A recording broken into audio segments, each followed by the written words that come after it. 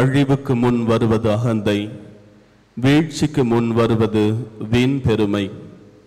நீதிமொழிகள் 16வது அதிகாரம் 18வது வசனம். அழிவுக்கு முன் வருவது அகந்தை, வீழ்ச்சிக்கு முன் வருவது வீண் பெருமை. இன்றைய முதல் வாசகத்திலே கடவுள் எசேக்கியேல் இறைவாக்கினரை தீர் நகரினுடைய மன்னனுக்கு செய்தியை அனுப்புகிறார். இந்த மன்னன் மிகவும் அறிவாற்றல் பெற்றவன், ஞானம் மிக்கவன். தன்னுடைய ஞானத்தினாலும் தன்னுடைய அறிவாற்றலினாலும் அவன் செல்வங்களை சேர்த்து வைத்திருந்தான். அவன் வைத்திருந்த செல்வத்திற்கு அளவே இல்லாமல் போயிற்று. எந்த அளவிற்கு என்றால் அவன் தனது மனதிற்குள்ளே நினைத்து கொண்டான், நான் கடவுளை போன்றவன் என்று. கடலின் நடுவே இருக்கின்ற அரியணையில் வீற்றிருக்கும் கடவுளை போன்றவன் என்று அவன் தனக்குள்ளே நினைத்து கொண்டான். அதன்படி பெருமை தற்பெருமை கொண்டான். ஆணவம் அவனுக்குள் வகர்ந்தது, அகந்தை அவனுக்குள் புகுந்தது, இருமாப்பு அவனுக்குள் வந்தது. எனவேதான் கடவுள் எசேக்கியேல் இறைவாக்கினர் வழியாக அவனுக்கு சொல்லுகின்றார், என்னதான் நீ ஞானம் மிக்கவனாக இருந்தாலும் சரிதான், தானியேலை விட ஞானம் அதிகம் உடையவனாக இருந்தாலும், அறிவாற்றல் பெற்றவனாக இருந்தாலும், செல்வங்கள் அனைத்தையும் கொண்டிருந்தாலும் கூட நீ கடவுள் அல்ல, நீ ஒரு மனிதன் என்பதை நினைவில் கொள். அதை நினைவூட்ட வேண்டும் என்பதற்காக என்று அவனுக்கான அழிவையும் அங்கே எச்சரிக்கையாக கொடுக்கின்றார். பிறகு நெபுகத்நேசர் அரசனால் அவன் கொல்லப்படுகின்றான். இயேசுவில் பிரியமான சகோதர சகோதரிகளை, ஒரு மனிதனுடைய அழிவுக்கு முன்பாக அகந்தையானது வந்து கொண்டிருக்கின்றது. எவன் ஒருவன் வீண் பெருமை அடைகின்றானோ, எவன் ஒருவன் தற்பெருமை அடைகின்றானோ அவன் நிச்சயமாக அழிவுறுவான், வீழ்ச்சி அடைவான் என்பதை நமக்கு தெளிவாக எடுத்து காட்டுகின்றது. எந்த ஒரு மனிதனாக இருந்தாலும் தன்னுடைய வாழ்க்கையில எவ்வளவு உயர்ந்தாலும் இது கடவுளால் எனக்கு கிடைத்தது, இது கடவுள் எனக்கு கொடுத்தது என்பதை எப்பொழுது அவன் நினைவு கூர்ந்து கொண்டே இருக்கின்றானோ அந்த நினைவானது அவனுக்குள் இருக்கின்ற வரையில் அவன் எப்பொழுதுமே தாழ்ச்சியுடைய மனிதனாகவே இருப்பான்.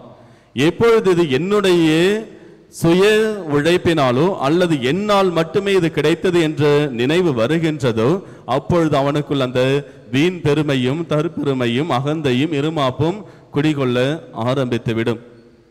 திருத்துதர் பணிகள் 8வது அதிகாரத்திலே கொடுக்கப்பட்டிருக்கின்ற ஒரு நிகழ்வு. சமாரியா நகரிலே சீமோன் என்கின்ற ஒரு மனிதன் இருக்கின்றான்.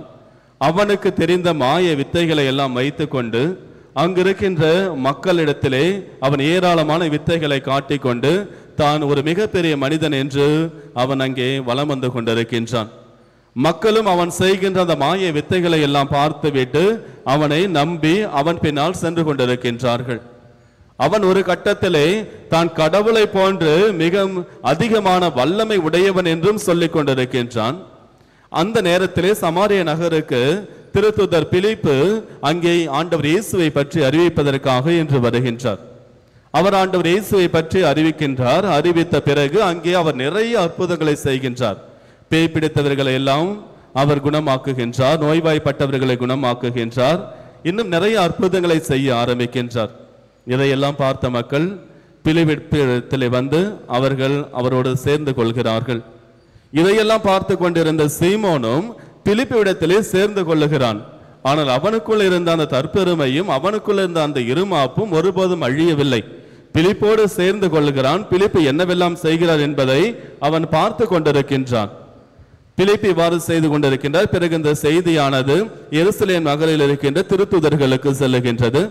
அங்கிருந்து யோவானும் திருத்துதர் பேதுருவும் வருகிறார்கள். வந்து இவர்களுக்கு தூய ஆவியினால் திருமுழுக்கு தர வேண்டும் என்பதற்காக என்று சமாரியாவிற்கு வருகிறார்கள். சமாரியாவிற்கு வந்து அங்கிருக்கின்ற அந்த மக்கள் மீது திருத்துதர்களான பேதுருவும் யோவானும் தங்களுடைய கைகளை வைத்து ஜெபிக்கிறார்கள். அவர்கள் கைகளை வைத்து ஜெபித்த உடனே யார் யார் மீதெல்லாம் அவர்கள் கைகளை வைத்தார்களோ அவர்கள் அனைவருமே தூய ஆவியானவரை பெற்றுக் கொண்டார்கள். இதையெல்லாம் பார்த்து கொண்டிருந்த சீமோன் என்ன செய்கின்றார்? உடனே தன்னிடத்தில் இருந்த பணத்தை எடுத்து சீமோன் பேதுருவிடத்திலே கொடுத்து, எனக்கும் இந்த அதிகாரத்தை கொடும், தூய ஆவியானவரை வர வைக்கக்கூடிய வல்லமையை எனக்கும் நீங்கள் கொடுங்கள் என்று பணத்தை எடுத்து கொடுத்து அந்த பணத்தின் மூலமாக பெற்றுக்கொள்ளலாம் என்பதை அங்கே அவன் செய்கின்றான். உடனே கோபமடைந்து புனித பேதுரு, நீயும் உன் பணத்தோடு நாசமாய் போவாய் என்று அவனுக்கு சாபத்தை கொடுக்கின்றார்.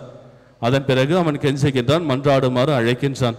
இயேசுவில் பிரியமான சகோதர சகோதரிகளே, எவன் ஒருவன் அதிகமான செல்வத்தை வைத்துக் கொண்டிருக்கின்றனோ அவனுக்குள் அந்த வீண் பெருமையானது வந்துவிடும். பிறகு அந்த பணத்தை வைத்து விட்டு நாம் எதை வேண்டுமானாலும் செய்து கொள்ளலாம் என்கின்ற சூழ்நிலையிலே அவன் உருவாகி விடுவான். ஆனால் பணத்தை வைத்து ஒன்றும் செய்ய முடியாது என்பதை புனித பேதுரு எடுத்து கூறுகின்றார். இந்த நற்செய்தி வாசகத்திலும் ஆண்டவர் இயேசு கிறிஸ்து செல்வம் ஒருபோதும் உங்களுக்கு எந்த வகையிலும் இன்னரசே பயன்படாது என்று குறிப்பிடுகின்றார். ஆக நம்முடைய வாழ்க்கையிலே நாம் எவ்வளவுதான் உயர்ந்தாலும் இது கடவுளால் எனக்கு அருளப்பட்டது, எவ்வளவு பெரிய அதிகாரத்தில் வந்தாலும் இது கடவுள் எனக்கு கொடுத்த பொறுப்பு என்பதை உணர்ந்து நாம் கடவுளுக்கு கீழ்ப்படைந்து தாழ்ச்சியோடு பணிபுரிகின்ற பொழுது, செயல்படுகின்ற பொழுது இறைவனுடைய ஆசீர்வாதம் நமக்கு மிக அதிகமாக கிடைத்து கொண்டே இருக்கும்.